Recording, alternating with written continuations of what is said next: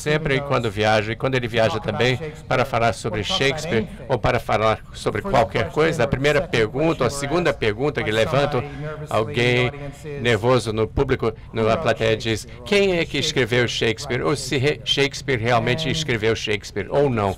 E é frustrante depois de algum tempo essa pergunta, porque nós sabemos que William Shakespeare, em Stratford-upon-Avon, o filho de um artesão que mudou para Londres, um dramaturgo, ele mesmo escreveu as peças. Então, o desafio é tentar entender e responder essa pergunta, se é um menino de 12 anos na quarta série ou um homem de 90 anos numa plateia como esta aqui em Paraty. Eu me dou conta que os estudiosos, pesquisadores tentam se afastar dessa pergunta. É uma pergunta inútil para alguém que já sabe a resposta. Então, eu comecei a pensar qual era a pergunta por trás da pergunta, que premissas e pressuposições levam as pessoas a levantar essa pergunta: quem escreveu Shakespeare? Eu me interessei em por que as pessoas começaram a pensar que Shakespeare não escreveu Shakespeare, e quando o Shakespeare começou a ser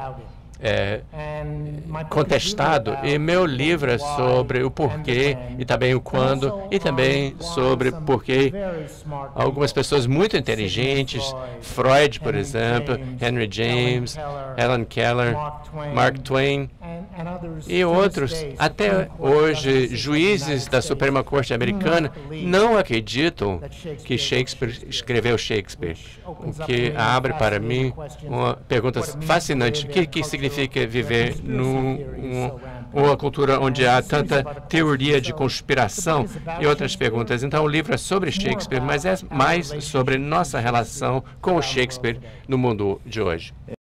As principais peças de Shakespeare escreveu, como Hamlet, é um retrabalho de uma peça que já havia sido encenada um pouco antes de Shakespeare.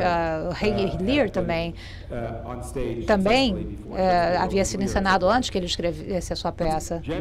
Então, era uma prática normalmente comum e se mantém, inclusive. Se você já foi ao cinema, você vai reconhecer que os enredos são reciclados, sem dúvida, com pequenos ajustes o suficiente para evitar qualquer tipo de processo legal. Mas é a mesma coisa com música. Shakespeare era popular, então isso é feito de uma maneira geral. Mas também eu acho que é importante entender que a forma específica de criatividade de Shakespeare é um artista incrivelmente criativo, que envolve transmitir algo muito poderoso, um material, uma história, se colocando inteiramente nessa história. E é por isso que no Brasil ou em qualquer outro país em que Shakespeare é traduzido, adaptado, transformado, você sente a força, apesar de você não estar em contato com a linguagem, com a língua original. Você não tem uma experiência, você não precisa nascer em Stratford-upon-Avon para sentir o poder de Shakespeare.